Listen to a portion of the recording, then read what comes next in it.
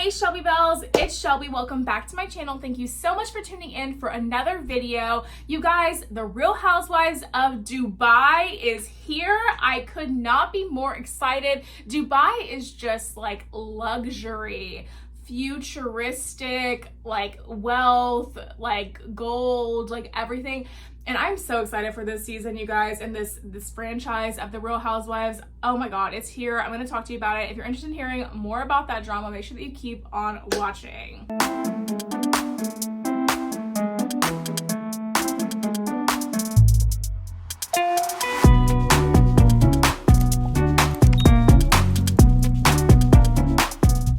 Okay, guys. So first things first, because I know that you're gonna ask, we always want to know what the taglines are for the different seasons and the different franchises for all the ladies on the Housewives. So I'm gonna go ahead and play for you the taglines, so roll it. First up, we have Miss Caroline Stanbury. Her tagline is, "In the city of gold, nothing shines brighter than me." I really like her. I think she's gonna be really good on the show. Then we have Miss Chanel Ayan. Hers is, "They don't hate me because I'm beautiful. They hate me because they are basic." And you guys, I think Chanel is going to be trouble. She's already starting a lot of drama and it's just episode 1. I think she is going to be very, very problematic in this series. Caroline Brooks, "The desert is ruthless, but nothing is more savage than me." I don't know. I feel like she was kind of teeter-tottering on like playing two different sides in this episode. We'll see when we get to know her more if that's really how she is or not. Lisa Milan, "The only thing you can take from me are notes." I like her. I think she's cool. Sarah Al-Madani, "A woman should be two things, who and what she wants." I don't know. To be honest, Sarah seemed a little boring in this episode. We'll see what happens. And Nina Ali, "If you think money can't buy you happiness, you clearly haven't been to Dubai." And I really like her. She seemed also kind of boring, but just like unproblematic. She did speak up for herself and stand up for herself at the end at her dinner that she held. So I don't know. We'll see about her too. Okay, so now let's talk about it. So this was the first ever episode of Real Housewives of Dubai. And so you never know really if it's going to be like good, is it going to be boring? Like, how are you going to feel about this particular franchise? There's a lot of franchises out there. Personally, like, I haven't watched all of them yet. My favorites so far, I like Beverly Hills, obviously. I'm so into New Jersey. New Jersey is so interesting to me. Salt Lake City was okay.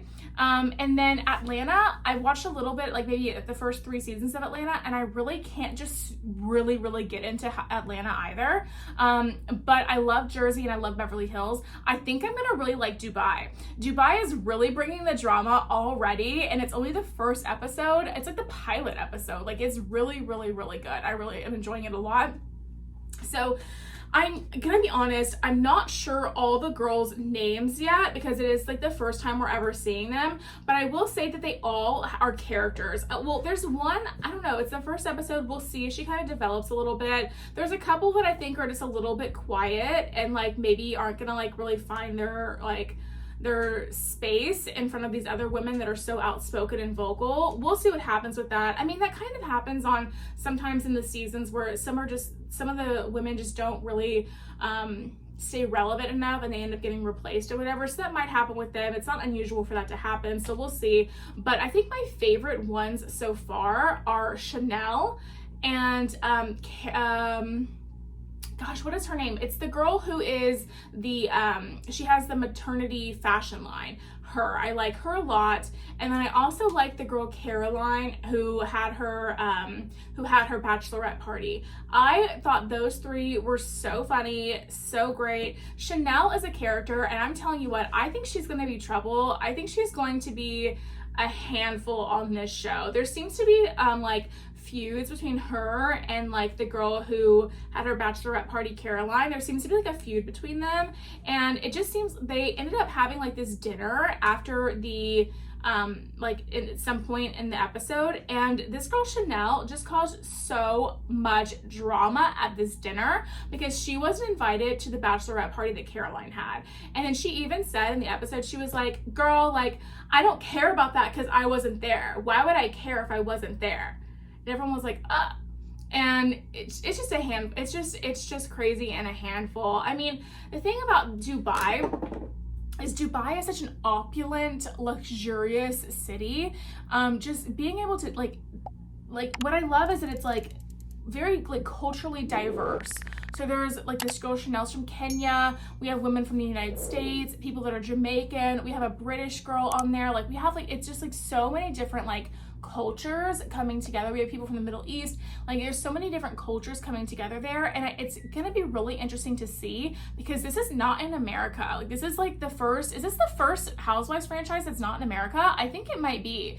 And the thing with them not being in America and being in a city like Dubai is that that's in the Middle East, and there's a lot of different like cultural differences in overseas like that, you know? Like they mentioned that, you know, alcohol it's not as readily available as it is in the United States. So you can't just go to the gas station and buy, you know, a bottle of wine or some beer. You have to get it at like a restaurant or like a hotel or something like that. And that was like very interesting to me, because like it's just a different way of living, right? And then the girl Caroline, she couldn't get married in Dubai because of the fact that she had been divorced. They were of different religions, her and her now husband, so they had to fly somewhere else to get married. And that was just so interesting to me. So basically I think that this is going to be an interesting season, because we're going to see not only like the drama between these ladies, and they're bringing the drama already, but we're also gonna see the kind of like a sneak peek, or like a I don't even know, what is it, like a look into the way that they live in Dubai, which is very interesting for me, because I have never been to Dubai. I've never been overseas in general, not to Europe, not to the Middle East, not to Africa, not to Asia, not anything. I've only been in America, and so I've been to Mexico, but that's not overseas. And it's just like, it seems like it's so different there, but also there's so many similarities. From what I am gathering, there's people from all different walks of life and all different cultures and stuff, and English is a pretty predominant language there. But an interesting part of this is that they are speaking, I'm not sure what the two girls were speaking. They were speaking a different language, and we had subtitles and stuff, and it was kind of like broken. It was like half their language, half English. And I think it's kind of common for people who speak two languages to kind of speak, like a lot of my friends do it with Spanish. They'll speak like half their sentence in Spanish and half their sentence in English. Kind of what they were doing. But I'm very fascinated by the fact that this is just happening in another country, and we're gonna get a preview into what it's like to live there. And obviously, you know, these people are of an immense amount of wealth there, but I feel like from what I'm gathering and what I've known about Dubai is that it is just one of those places where you kind of just have to have money to be able to live there. Like she was saying that you can get, like, for the size of a small apartment in Dubai, you can get like in Houston, like a mansion, you know, like for 1 point, and they showed like a little thing on the screen, and it was like a 3,000 square foot, no, not even, like it's a 1 bedroom something in Dubai for $1.3 million. And you know what you can get for $1.3 million in Houston? You can get a really nice house in a very affluent neighborhood for $1.3 million. And you're gonna have land, you're gonna have like probably like help, like maids quarters, and like the quarters for the help in the house, like a separate garage, pool, like the whole 9 yards for that in Houston. And if you go out to the suburbs in Houston, you're getting a whole lot of land for that amount of money. And it's just like very interesting to see like the lifestyle they live over there, because it seems just very grand and opulent. Like you think Beverly Hills in California is grand and like bougie and like full of like expensive things. No, I think Dubai is gonna like put that to shame. I mean, I think that we're just gonna see so much. And then they are bringing the drama. This girl Chanel, I think, is gonna bring a lot of the heat. I think she's gonna be the villain for sure.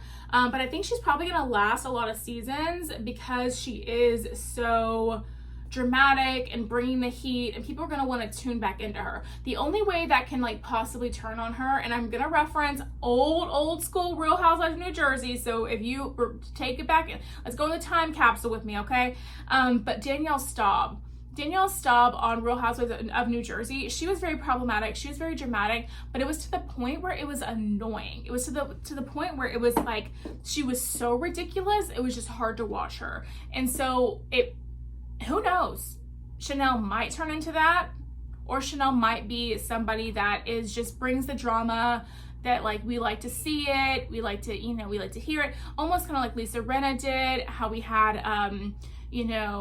who else? Lisa Vanderpump brought the drama, but she wasn't like so cringe. We just couldn't stand watching her. Like we're gonna see what happens. So she is like the first supermodel in Dubai, the first black supermodel in Dubai. So that's very, like, congratulations, great for her. She seems to have a great career for herself. All the women seem to be doing very well and seem to be like, either some of them are married, some of them are divorced and stuff, but they all are doing very well for themselves. So I don't know, we'll see what this season brings. I really liked it. I'm definitely gonna tune in for episode 2. It's kind of like you get the feels for like how you think you're gonna like it or whatever. I did really enjoy it, so I will be back to watch more, and I will keep you guys updated on the entire, like, my opinions on the season, as I do with Beverly Hills as well. And so anyway, let me know, did you guys watch The Real Housewives of Dubai? Let me know in the comment section down below what you thought of this episode. It's the first one of this series, so let me know what you thought about